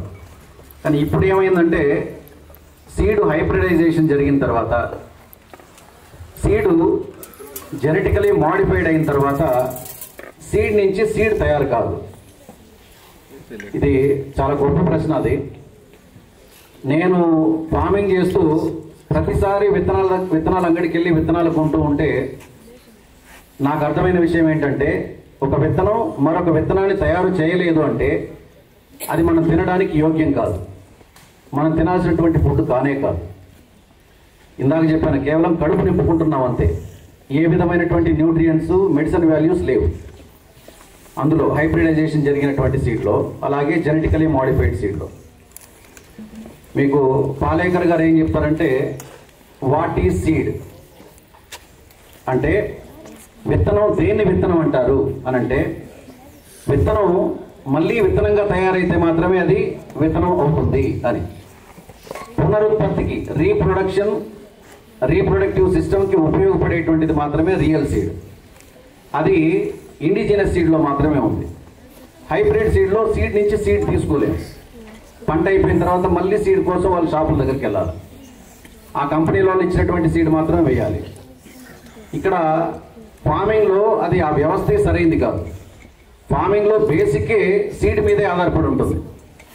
ఫార్మింగ్ ప్రోడక్ట్స్ కానీ, ఆ ప్రోడక్ట్స్ తిన్నటువంటి మన హెల్త్ కానీ, సాయిల్ హెల్త్ కానీ, నేచర్ హెల్త్ కానీ సీడ్ మీదే డిపెండ్ అయి ఉంటుంది. కాబట్టి బిగినింగ్ నుంచే న్యాచురల్ ఫార్మింగ్ స్టార్ట్ చేసినప్పటి నుంచి ఈ ఇండిజినస్ సీడ్ ఎక్కడ దొరుకుతుందో ఇప్పటికే ఉన్నాయి. చాలా అంతరించిపోయినప్పటికీ గ్రెయిన్ రెవల్యూషన్ కారణంగా ఇప్పటికే ఉన్నాయి.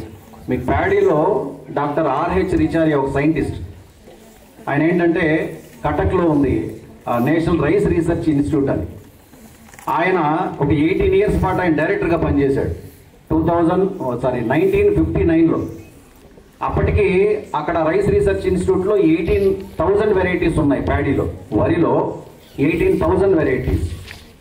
మీరు ఆయన కలెక్ట్ చేసిన తర్వాత 18 years శ్రమపడి ఆయన కలెక్ట్ చేసిన సీడ్స్ ఎంత అంటే 2 lakhs సీడ్స్, 2 లక్షల వెరైటీలు.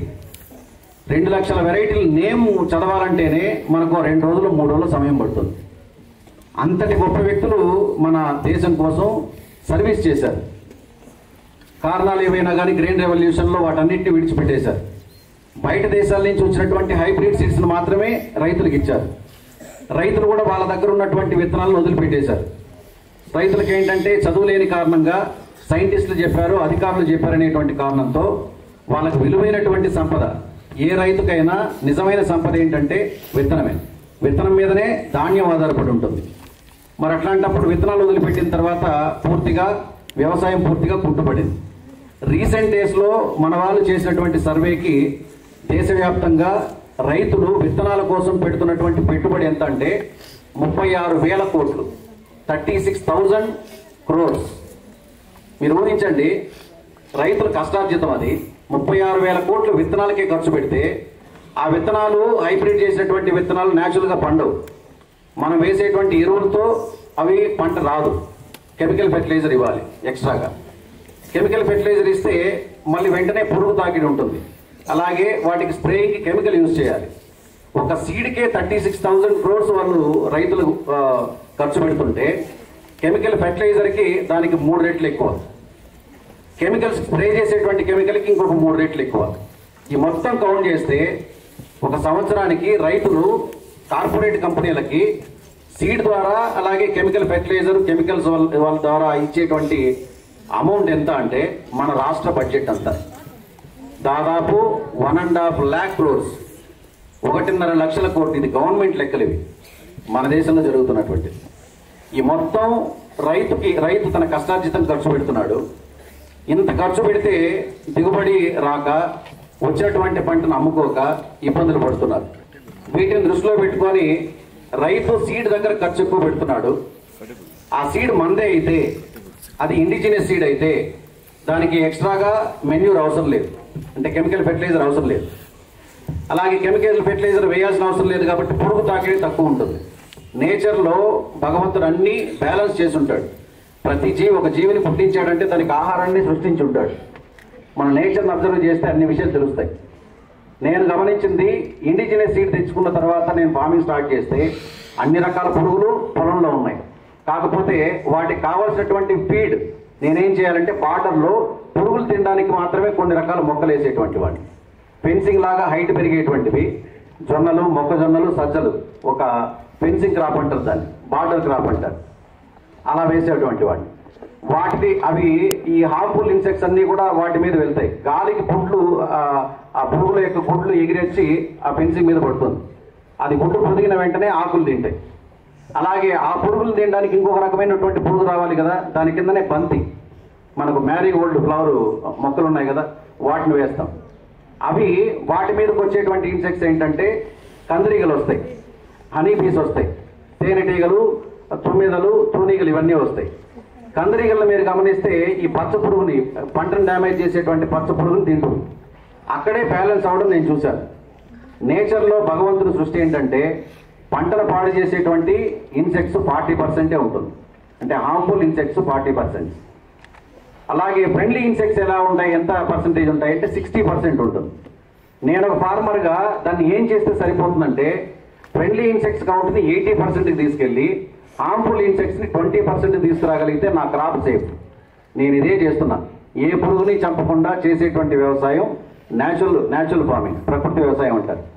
ఈ ఫార్మింగ్ యాక్టివిటీస్ ఇవన్నీ కూడా సుభాష్ పాలేకర్ గారి ద్వారా తెలిసింది. అలాగే జపాన్ సైంటిస్ట్ ఒక అతను ఉన్నాడు, మొసనోబు ఫుకోవుకో అని, జీరో టిల్లేజ్. అసలు భూమిని తవ్వకుండానే, భూమిని దున్నకుండానే ఫార్మింగ్ చేయొచ్చు, ఏ పురుగుని చంపకుండానే ఫార్మింగ్ చేయొచ్చు అని చెప్పారు. ప్రపంచవ్యాప్తంగా ఇప్పుడు నేను ఫార్మింగ్లో ఉన్నాను కాబట్టి ఫార్మింగ్లో ఇందులో నేను ప్రూవ్ చేసుకోవాలి అంటే ఎవరెవరు గొప్పగా చేశారు, వాళ్ళ యాక్టివిటీస్ ఏంటి, వాళ్ళ థియరీ ఏంటి, వీటిని స్టడీ చేయాలి. ఇప్పుడు మీరు ఇక్కడ సైనిక్ స్కూల్లో చేరినటువంటిది 3 రకాల రంగాల్లో రాణించడం కోసం. ఆర్మీ ఒకటి, నేవీ ఒకటి, ఎయిర్ ఫోర్స్ ఒకటి.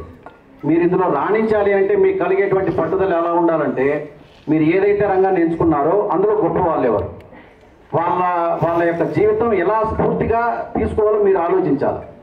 అలా ఆలోచిస్తేనే మీ డ్రీమ్ ఏదైతే ఉందో అది మీరు నెరవేర్చుకోగలరు. నేను ఫార్మింగ్లో ఉన్నా, ఫార్మింగ్లో ఇలాంటి ఛాలెంజెస్ అన్నింటినీ కూడా ఎవరైతే అధిగమించారో వాళ్ళు చేసిన యాక్టివిటీస్ ఎంతో స్టడీ చేశాం.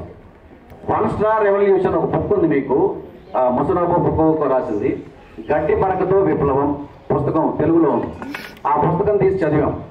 నేచర్ అంటే ఏంది, నేచర్లో ఎలాంటి ఇన్సెక్ట్స్ ఉంటాయి, నేచర్ని దృష్టిలో పెట్టుకొని చేయాల్సినటువంటి ఫార్మింగ్ ఏంటి, ఎలాంటి సీడ్స్ ఉపయోగించాలి, ఏ విధంగా చేస్తే రైతుకు ఉపయోగం అనేటువంటి విషయాలన్నీ కూడా అందులో ఉన్నాయి. పాలేకర్ గారు రాసినటువంటి పుస్తకాలు ఉన్నాయి. వీటన్నిటినీ చదువుకోబట్టి నాకు అర్థమైన విషయం ఏంటంటే బేసిక్ థింగ్, రైతుకి దేని మీద డిపెండ్ అయినా అంటే సీడ్ మీద డిపెండ్ అయి ఉన్నారు. ఆ సీడ్ ఇండిజినస్ సీడ్ అయితే వీటన్నిటిని సులభంగా ఓవర్కమ్ చేయొచ్చు. సైంటిస్టులు డెవలప్ చేసినటువంటి ఇంప్రూవ్డ్ వెరైటీస్, మన హైబ్రిడైజేషన్ చేసినటువంటివి, జెనెటికలీ మాడిఫైడ్, వీటిని మనం ఫార్మింగ్ ఉపయోగించకూడదు అని అర్థమయ్యి అప్పటి నుంచి కలెక్షన్స్లో నేను ఈ వరి రకాలు ఇప్పటికి 55 రకాలు పండిస్తున్నా. ఈ సంవత్సరం ఇంకొక 50 రకాలు తెచ్చుకున్నాను. మీకు మా పొలానికి వస్తే ఈ నవంబర్, డిసెంబర్కి సార్ని స్పెషల్గా రిక్వెస్ట్ చేస్తున్నాను సార్, మీరు కుదిరితే నవంబర్ కానీ డిసెంబర్ కానీ ఒక 100 వెరైటీస్ ఆఫ్ ప్యాడీ నేను మా పొలంలో చూపిస్తాను పిల్లలకి. అలాగే ఇందాక చెప్పినట్టు టమాటోస్ 100 వెరైటీస్ నేను కలెక్ట్ చేసి మా పొలంలో పండిస్తున్నాను. పండించి సీడ్స్ తీసుకొని రైతులకు ఇస్తూ ఉన్నాను. ఎందుకు అన్ని వెరైటీస్ కలెక్ట్ చేయడం, ఎందుకు అన్ని వెరైటీస్కి వెళ్తున్నానని చెప్పంటే దానికి ఒకే ఒక కారణం ఏంటంటే వెరైటీస్ అనేది నేచర్ యొక్క సృష్టి, ప్రకృతి మనకి ఇచ్చినటువంటి వరం. అన్ని రకాల వెరైటీస్ ఉన్నాయంటే ఎందులోనో ఒక దాంట్లో మనకు ఉపయోగపడేటువంటి మంచి లక్షణాలు ఉండనే ఉంటాయి. ప్యాడీలో నేను పనిచేస్తూ ఇప్పుడు 55 రకాల వాల్యూస్ చెప్పగలుగుతున్నాను. ప్రతి జబ్బుకు ఒక రైస్ వెరైటీ ఉంది. మన వాళ్ళు డాక్టర్లు కూడా చెప్తుంటారు రైస్ తింటే జబ్బులు వస్తాయి అనేసి. రైస్ తింటే జబ్బులు వస్తాయి. ఏ రైస్ అంటే genetically modified rice, hybrid rice, అవి తింటే జబ్బులు వస్తున్నాయి. మరి వైల్డ్ వెరైటీస్ కదా, వైల్డ్ వెరైటీస్ ఎలా ఉంటాయి అని అంటే అనేక రకాల ఔషధ గుణాలు అందులో ఉంటాయి.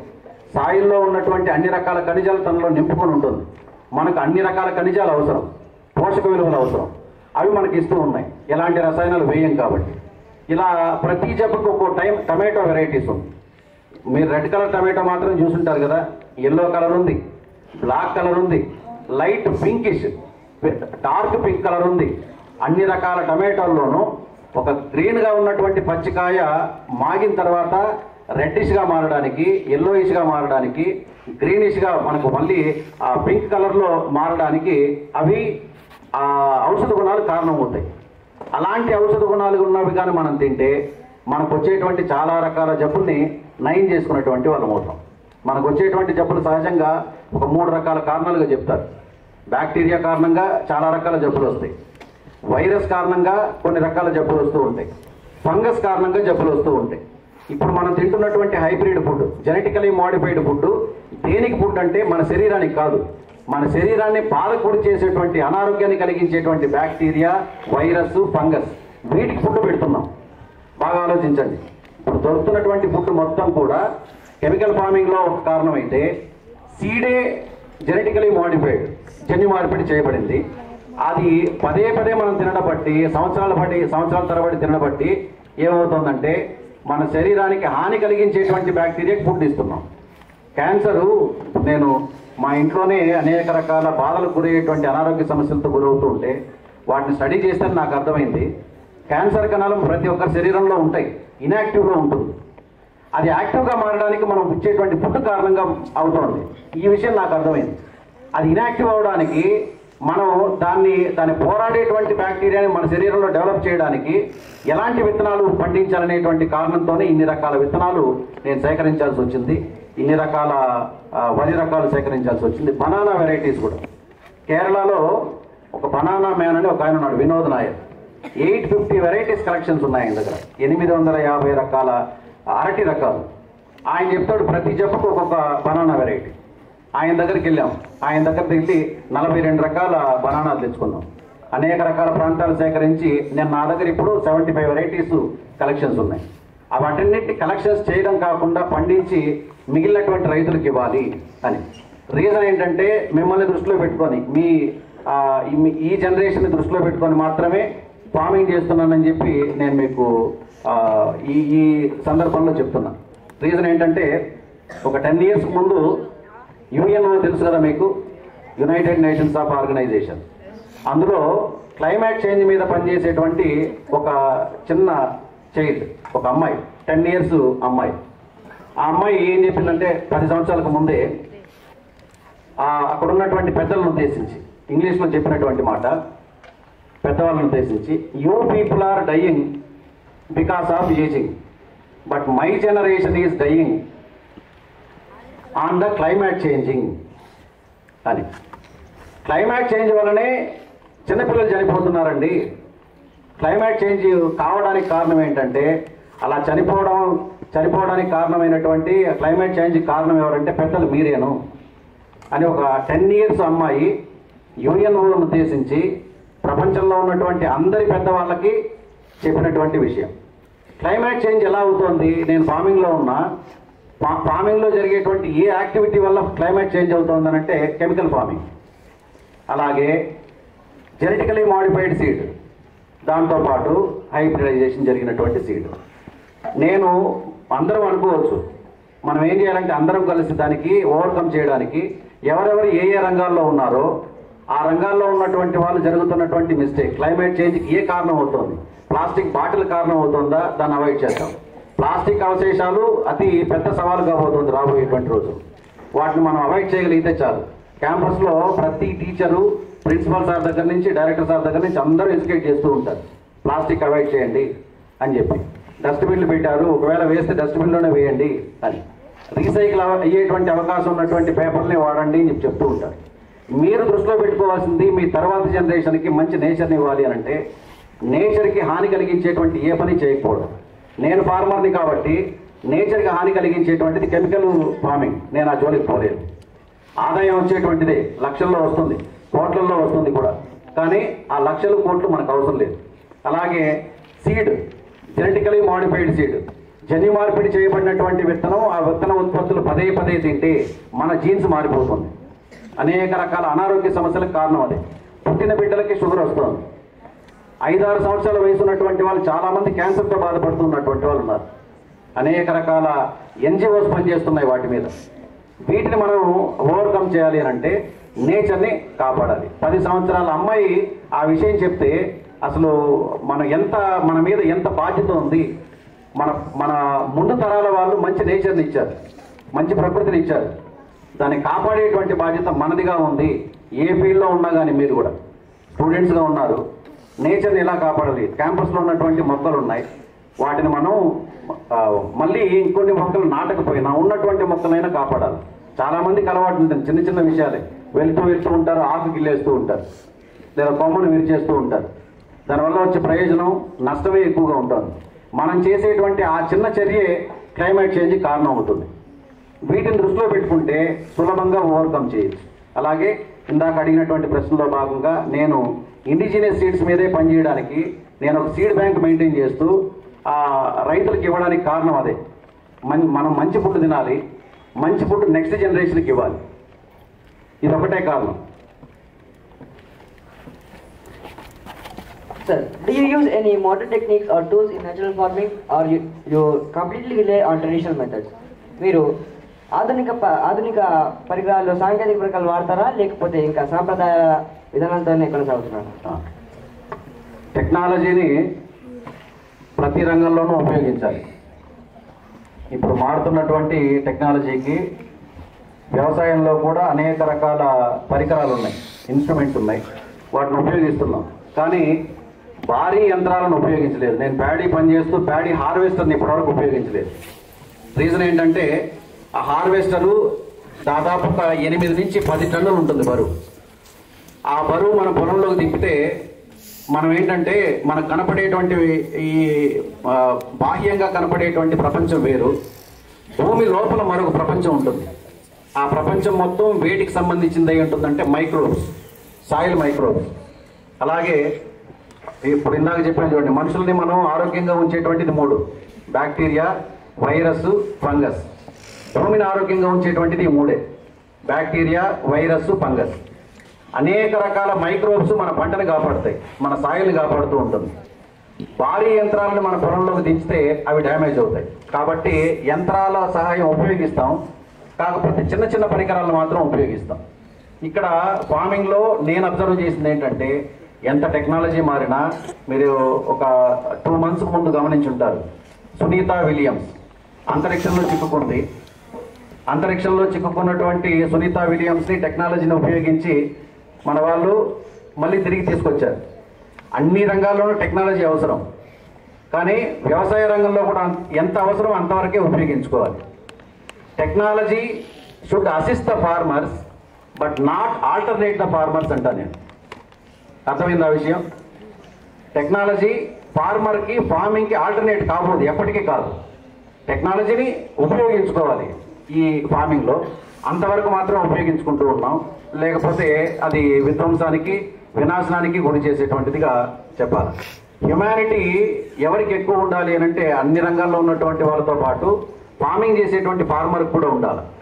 ఎలాంటి హ్యుమానిటీ? కంటికి కనపడేటువంటి పురుగులనే కాదు కాపాడటం, మైక్రోబ్స్, ఎక్కడో సూక్ష్మజీవులు, భూమిలో ఉన్నటువంటి సూక్ష్మజీవుల్ని కూడా కాపాడాలి అనేటువంటి కాన్షియస్తో చేసేటువంటి వ్యవసాయం. కాబట్టి టెక్నాలజీని కొంతవరకే ఉపయోగిస్తామని చెప్పాలి. మాన్యువల్గా చేసేటువంటి వరకే మాకు ఫార్మింగ్లో ఎక్కువ ఉంటుంది.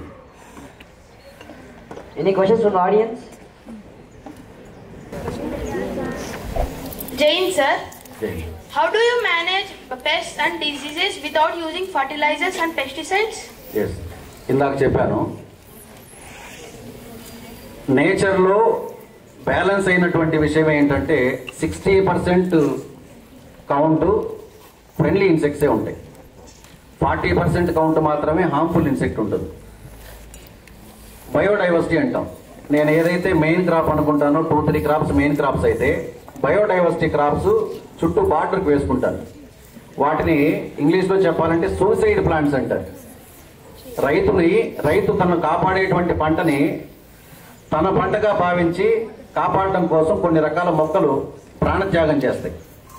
ఎలాగైతే మనల్ని కాపాడడానికి సైనికులు ప్రాణత్యాగం చేస్తున్నారో వాటిని బార్డర్ క్రాప్స్ అంటాం.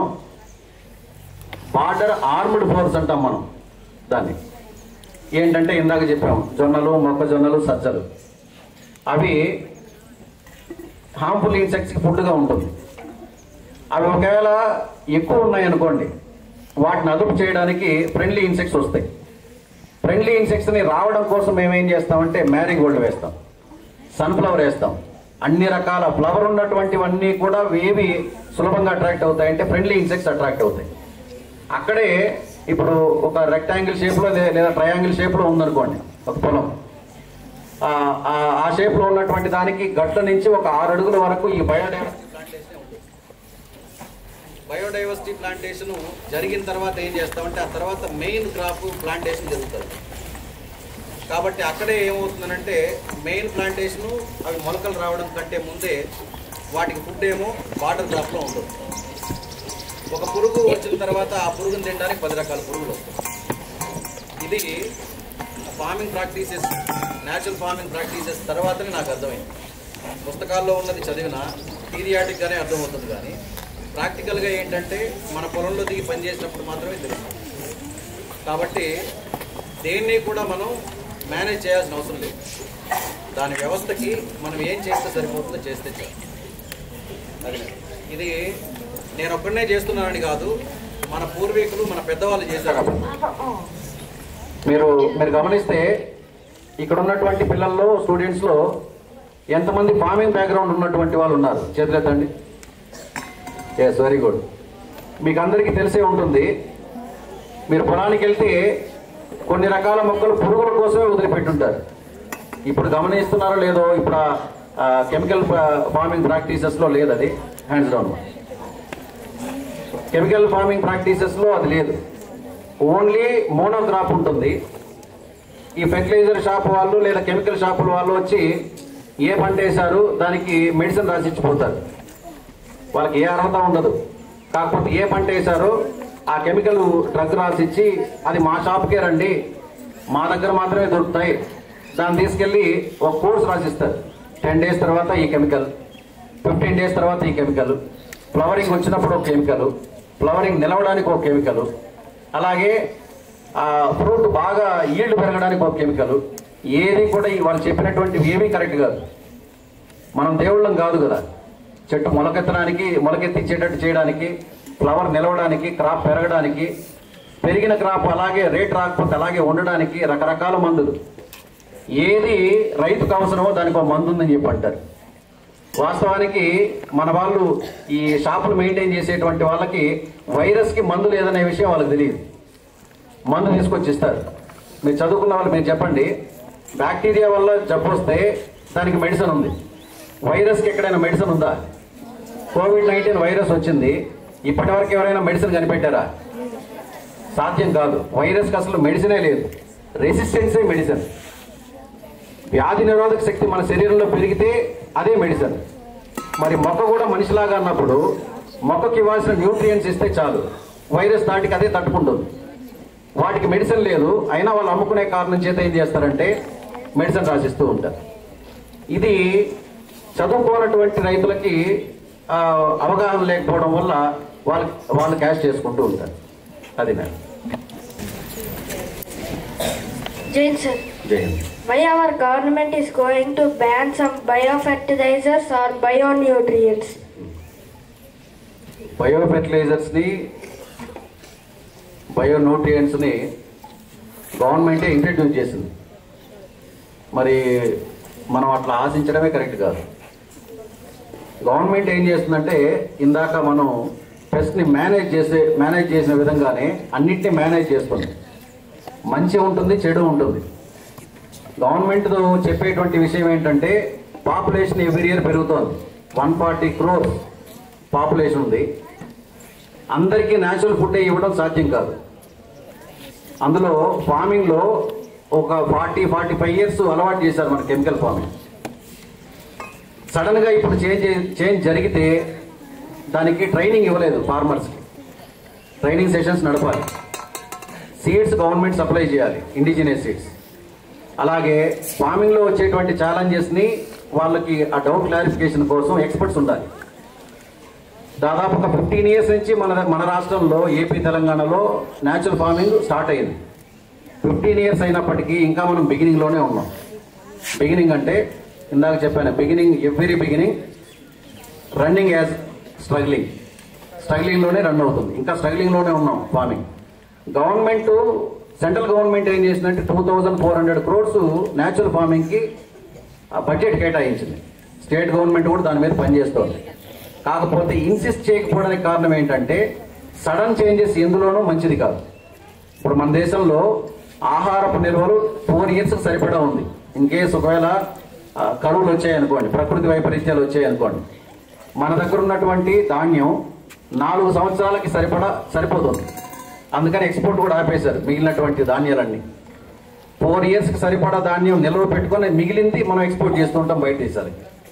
ఇన్ కేస్ ఇక్కడ కెమికల్ ఫార్మింగ్ నువ్వు అన్నట్టు బయో ఫెర్టిలైజరు, బయోకెమికల్ లేదా కెమికల్ ఫెర్టిలైజరు, కెమికల్ బ్యాన్ చేస్తే మన దగ్గర అంత నిల్వలు లేవు కదా. కాబట్టి సడన్ చేంజెస్ అనేది గవర్నమెంట్ నుంచి రాదు. అలాగే ఎడ్యుకేట్ చేయడం అయితే ఉంటుంది. 2 days బ్యాక్ మన చీఫ్ మినిస్టర్ నారా చంద్రబాబు నాయుడు గారు కూడా కుప్పం పర్యటనలో మ్యాంగో ఫార్మర్స్కి ఒక ఇన్స్ట్రక్షన్ ఇచ్చాడు. మీరు క్రమశిక్షణ లేకుండా వేసేటువంటి కెమికల్ కారణంగా బయట దేశాలకి ఎక్స్పోర్ట్ చేస్తే ఆ కెమికల్ టెస్ట్లో ఫెయిల్ అవుతోంది, మితిమీరిన కెమికల్ వాడుతున్నారు అని. కాబట్టి కెమికల్ తగ్గిస్తూ పూర్తిగా ఆపేసేయండి, అప్పుడు అది బయట దేశాలకు అలవ ఉంటుంది, అప్పుడు మీకు మంచి ధర వస్తుంది అని ఎడ్యుకేట్ చేయడమే ఉంటుంది. గవర్నమెంట్ ఎక్కడ కూడా ఇన్సిస్ట్ చేయడం ఉండదు. అది నేను. As someone who has found purpose in natural farming, what message would you like to give to share with the younger generation, especially those aspiring to build a sustainable future? ప్రకృతి సిద్ధమైన వ్యవసాయాన్ని జీవిత విధిగా ఎంచుకున్న వ్యక్తిగా మీరు భవిష్యత్తు తరం, ముఖ్యంగా సుస్థిర భవిష్యత్తును తయారు చేయాలనుకునే యువతకు మీరు ఎలాంటి సందేశం ఇవ్వదలుచుకున్నారు? మీరు ఇక్కడ సైనిక్ స్కూల్లో చదివేటువంటి మీకు 3 ఆప్షన్స్ ఉన్నాయి: ఆర్మీ, నేవీ, ఎయిర్ ఫోర్స్. దాంతోపాటు 4వ ఆప్షన్గా పెట్టుకోవచ్చు ఫార్మింగ్. నేను మీకు మీ జనరేషన్ వాళ్ళకి ఇచ్చేటువంటి సలహా ఏంటంటే, మన పెద్దవాళ్ళు ఎప్పుడో చెప్పేశారు, జై జవాన్ జై కిసాన్ అని. ఒక సైన్యంలో పనిచేసేటువంటి ఒక సైనికుడికి ఎంత గౌరవం, గుర్తింపు ఉంటుందో తన పొలంలో పనిచేసేటువంటి రైతుకు కూడా అంత గుర్తింపు ఉంటుంది. అక్కడ దేశాన్ని కాపాడేటువంటి వాళ్ళైతే సైనికులు, దేశంలో ఉన్నటువంటి ప్రజలందరూ కూడా ఆకలి చావులు లేకుండా చేసేటువంటి వ్యక్తి రైతు. కాబట్టి మీకు 4వ ఆప్షన్గా రైతుని మీరు ఫార్మింగ్ని చూజ్ చేసుకోవచ్చు. రాబోయే రోజుల్లో ఫార్మింగ్కి ఉన్నటువంటి డిమాండ్ ఏ రంగానికి ఉండదు. దానికి రీజన్ కూడా చెప్తాను మీకు. మీరు ప్రపంచంలో ఏ రంగమైనా తీసుకోండి, ఫార్మింగ్ మీద డిపెండ్ అయినటువంటి రంగాలే ఉంటాయి. ఏదైనా కానీ మీరు టెక్నాలజీ ఏ తీసుకున్నా ఫార్మింగ్ మీద డిపెండ్ అయి ఉంటుంది.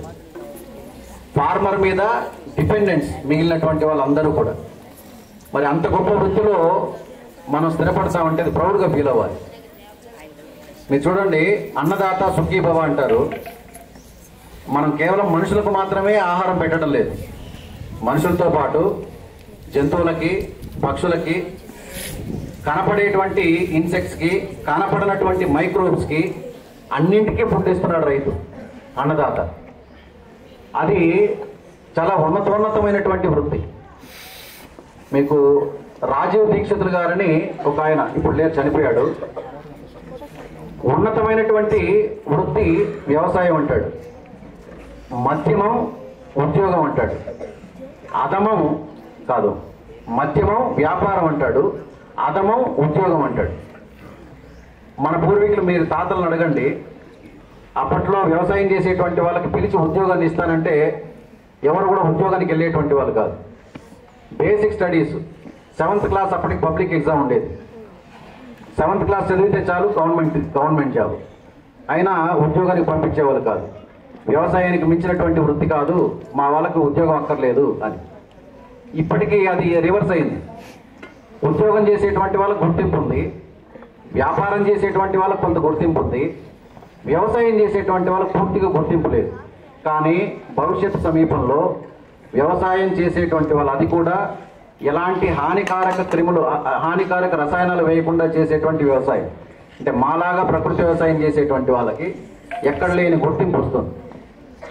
మనం అన్నింటినీ కాపాడుతున్నాం కాబట్టి మన మీదే అందరూ ఆధారపడుతున్నారు కాబట్టి, మనది ఉన్నతమైనటువంటి వృత్తి కాబట్టి ఇందులో ఆరోగ్యం ఉంది, ఆ తర్వాత సెకండరీ ఇన్కమ్ కూడా ఉంది, ఆదాయం కూడా ఉంది. ఆరోగ్యం మీద పనిచేసేటువంటి వాళ్ళకి ఆదాయం వద్దన్న వస్తుంది. దానికి ఉదాహరణ నేనే. చీఫ్ మినిస్టర్ గారితో మాట్లాడే అవకాశం వస్తే ఆయన అన్నాడు, అన్నీ ఒక 8 నిమిషాలతో పాటు మాట్లాడాను. మాట్లాడితే నీకు ఎంత భూమి ఉంది, ఎంత ఆదాయం వస్తుంది అని అన్నాడు. నేను ఇప్పుడు చేస్తున్నది 12 ఎకరాల్లో సాగు చేస్తున్నాను సార్. దాంతో నాకు వస్తున్నటువంటి ఆదాయం ఒక నెలకి, అంటే వచ్చిన సందర్భాలు చెప్పాను, ఒక్కొక్క నెల 6 లక్షలు వచ్చిన సందర్భాలు ఉన్నాయి, 8 లక్షలు కూడా చూశాను నేను. నా దగ్గర ఎంత వర్క్ జరిగితే అంత ఆదాయం ఉంది, వర్క్ జరగకపోతే ఆదాయం నిలిచిపోతుంది అని టార్గెట్ పెట్టుకొని పనిచేస్తే ఫార్మింగ్లో లేనన్ని ఇన్కమ్ సోర్సెస్ ఇంకెందులోనూ లేవు, అంత ఇన్కమ్ సోర్సెస్ ఉన్నాయి. కాబట్టి మీకు ఫైనల్గా ఒక రంగం ఎదురు చూస్తుందని చెప్పి మీ యంగర్ జనరేషన్కి నేను పిలుపునిస్తున్నాను. అందరం కూడా ఫార్మింగ్కి కనెక్ట్ అయ్యేటువంటి వాళ్ళమే. ఫార్మింగ్ అనేది ఎమోషన్. ఇందాక చెప్పాను చూడండి, ఫార్మర్తో మాట్లాడుతుంటే ఆ ఫార్మరు చేసేటువంటి పొలానికి వెళ్తే మనం నిశ్చితంగా పరిశీలిస్తే, ప్రతిదీ అబ్జర్వ్ చేస్తే ప్రతి ఒక్కరూ ఫార్మింగ్ కనెక్ట్ అవుతాం. అంత ఎమోషన్ ఉంటుంది ఫార్మింగ్లో. కాబట్టి అందరూ కూడా ఒక ప్రధానమైనటువంటి వృత్తి మన కోసం ఎదురు చూస్తోంది అని భావించి అందరూ కూడా వ్యవసాయ రంగంలోకి రావచ్చు. తినేటువంటి వాళ్ళ సంఖ్య పెరిగింది, వ్యవసాయం చేసేటువంటి వాళ్ళ సంఖ్య తగ్గిపోతుంది. అది చాలా ప్రమాదం రాబోయే రోజుల్లో. ఇలాగే కానీ జరిగితే మన శరీరానికి కావాల్సినటువంటి ఆహారం దాన్ని కెమికల్లో డ్రగ్లో లెక్కబెట్టి మైక్రోగ్రామ్స్గా, అంటే న్యూట్రియంట్స్ ఇవన్నీ కూడా, కాల్షియం ఎంతైతే అవసరమో ఒక 500 మైక్రోగ్రామ్స్, లేదా విటమిన్స్ ఒక 20 మైక్రోగ్రామ్స్ ట్యాబ్లెట్ల రూపంలో ఇచ్చినా ఆశ్చర్యపోనక్కర్లేదు. ఇలాగే కానీ ఉంటే, నేచర్ని మనం కాపాడుకోకపోతే, వర్షాలు కానీ ఇలా పడకుండా కానీ ఆగిపోతే రాబోయే రోజుల్లో ట్యాబ్లెట్ల రూపంలో మనం ఫుడ్ తీసుకున్నా ఆశ్చర్యపోనక్కర్లేదు. నేచర్ని కాపాడుకుంటూ న్యాచురల్ ఫార్మింగ్ చేయగలిగితే వాటిని సులభంగా మనం అధిగమించవచ్చు. రాబోయే జనరేషన్కి మనం మంచి ఆహారాన్ని ఇవ్వచ్చు కదా. ఆరోగ్యంగా జీవించడం కోసం మనం ఫార్మింగ్ చేయాలి. ఫార్మింగ్ మీద మాత్రమే డిపెండ్ అయినటువంటిది. నా పొలంలో నేను పనిచేస్తున్నటువంటి విధానాన్ని చూసి ఒక రైతు ఎలా మారాడంటే, మీలాగా చదువుకుంటున్నాడు వాళ్ళ అబ్బాయి 7th క్లాస్ తిరుపతిలోనే, ఒక 4 years బ్యాక్. ప్రతి సంవత్సరం నా దగ్గరకు వస్తాడు, విత్తనాలు తీసుకెళ్తాడు. ఆయనకు 2.5 ఎకరా ఉంది. 1/2 ఎకరా మాత్రం ఇంటికి పండించుకుంటాడు, ఏ కెమికల్ వేయడు. 2 ఎకరాలు ఈ ప్యాడీ వేస్తాడు. దానికి ఎంత కెమికల్ వేయాలో ఫుల్గా కెమికల్ వేస్తాడు, దాన్ని అమ్మేస్తాడు. ఈ 1/2 ఎకరా పంట మాత్రం ఇంటికి పెట్టుకుంటాడు. హాస్టల్లో చదివిస్తున్నాడు వాళ్ళ అబ్బాయిని. హాస్టల్లో ఉన్నప్పుడు నెలకు ఒకసారో 2 నెలలకు ఒకసారో ఆరోగ్యం బాగాలేదని హాస్పిటల్కి ఫోన్ చేస్తారంట. వచ్చి హాస్పిటల్లో చూపించడం, తగ్గకపోతే ఇంటికి వెళ్ళి ఒక 1 week రెస్ట్ తీసుకున్న తర్వాత ఆరోగ్యం కుదిరిపడిన తర్వాత హాస్టల్లో దిగబెట్టడం. ఇదే ఒక 2-3 years నుంచి జరుగుతోంది. ఇలా ఉంటే ఆయన వచ్చి నాతో మాట్లాడాడు, అయ్యా మీరు ఇచ్చినటువంటి విత్తనం నేను 1/2 ఎకరా పండించుకుంటున్నాను. మా అబ్బాయి హాస్టల్ నుంచి ఇంటికి వచ్చినప్పుడు ఆరోగ్యంగా ఉన్నాడు, హాస్టల్లో ఉన్నప్పుడు మాత్రం ఆరోగ్యంగా లేదు. ఆ హాస్టల్లో ఏం ఫుడ్ పెడుతున్నారో అని ఆయన బాధపడుతూ వచ్చాడు. నేను దానికి ఏమన్నానంటే, హాస్టల్లో ఏం ఫుడ్ పెడతారో ఏందన్నా, 2 ఎకరాల్లో కెమికల్ ఫార్మింగ్ చేస్తున్నావు కదా, ఆ 2 ఎకరాల పంట నువ్వు అమ్మేస్తున్నావు చూడు, ఆ ఫుడ్డే హాస్టల్కి వెళ్తాఉంది, ఆ ఫుడ్డే నీ బిడ్డ తింటున్నాడు. మరి హాస్టల్లో ఉన్న వాళ్ళకి ప్రత్యేకంగా పొలాలు ఉండవు కదా పండించుకోవడానికి, మనం పండించిన కెమికల్ ఫుడ్డే కదా తీసుకెళ్ళి పిల్లలకు పెడుతున్నారు. ఇక్కడ పొరపాటు ఎవరి దగ్గర జరుగుతుంది? హాస్టల్ మేనేజ్మెంట్ కాదు, స్కూల్ మేనేజ్మెంట్ కాదు, ఫార్మింగ్ చేసేటువంటి ఫార్మర్స్ దగ్గరనే పొరపాటు జరుగుతోంది అని అన్నాను. ఆయన ఏమనుకున్నాడు కానీ ఆ మాట విన్న తర్వాత వెళ్ళిపోయాడు. తర్వాత తిరిగి రాలేదు. అక్కడ ఇంట్లో వాళ్ళు కూడా అన్నారు, అట్లా అంటే నువ్వు ఎట్లాగా ఆయన బాధపడుతూ వెళ్ళిపోడా అని. నెల తర్వాత మళ్ళీ వచ్చాడు.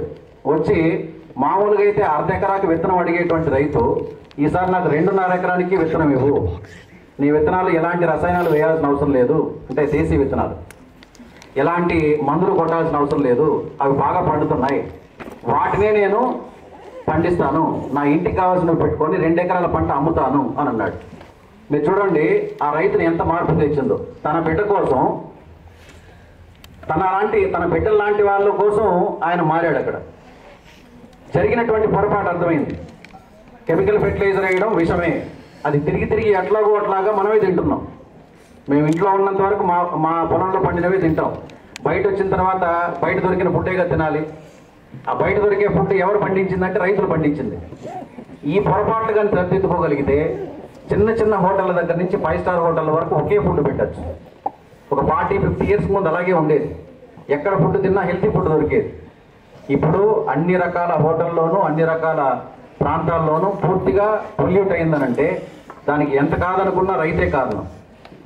కాబట్టి మీలాగా చదువుకున్నటువంటి వాళ్ళు ఫార్మింగ్కి వస్తే ఆ పొరపాట్లు మీరు చేయరు. దానివల్ల నష్టం మీకు తెలుసు కాబట్టి మిగిలిన రైతుల్ని ఎడ్యుకేట్ చేయొచ్చు.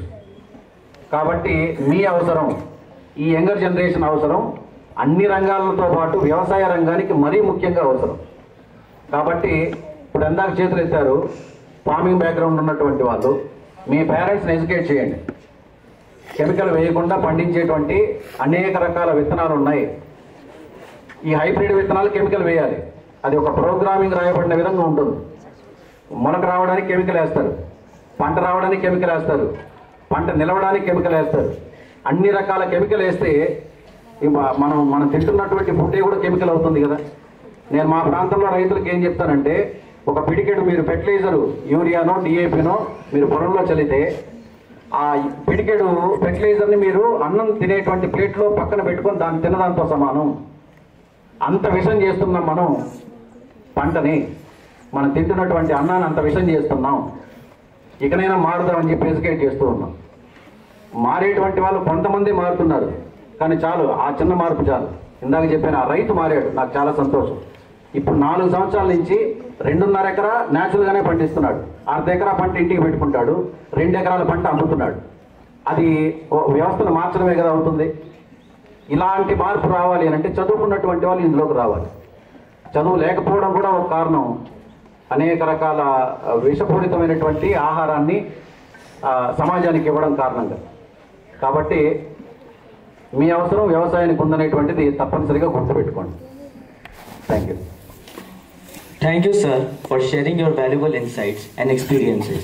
Your journey and commitment to sustainable and natural farming are truly inspiring, and would love to be a part of this green movement.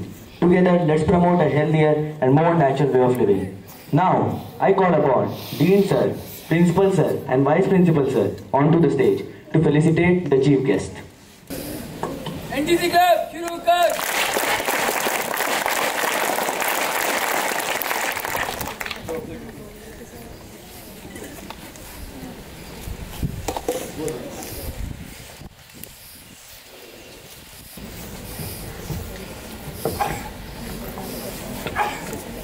On behalf of entire Veritas Sainik fraternity, management, staff and cadets, I extend my sincere thanks to Sri Chandul Kumar Reddy, SPK farmer. You know what is the full form of SPK? Subhash Palekar Krishi. I heard him on number of occasions because I am myself I'm very fond of farming, and I am trying my way to best be with the farmers and farmers association. Therefore, on such occasions, in presence of Mr. Subhash Palekar, I heard him speaking about his achievements, and I am really overwhelmed by the way he has taken it forward in his own village near Palamneru. And today we got an opportunity to listen to him about his journey, and definitely I hope that his journey must have brought some kind of change amongst most of us.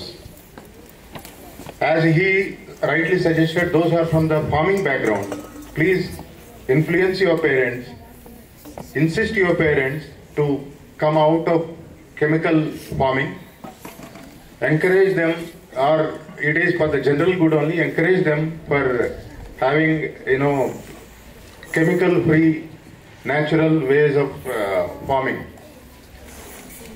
Secondly, as far as our eating habits are concerned, let us always prefer better chemical free food eating.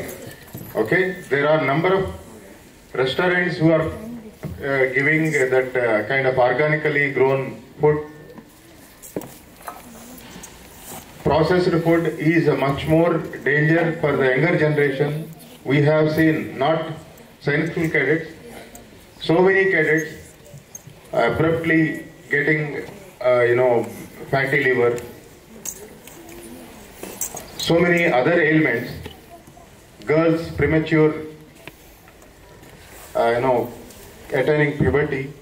All those problems are because of the processed and chemical food only. Therefore, his speech, his presence should bring that change in us, that we should eat healthy, live healthy,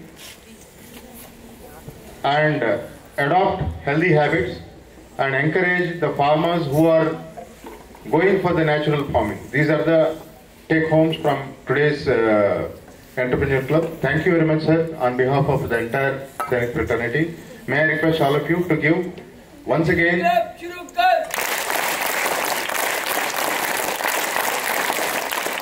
Thank you very much, sir. Thank you. Thank you, sir. Now I request everyone to raise for the national anthem, written by Rabindranath Tagore.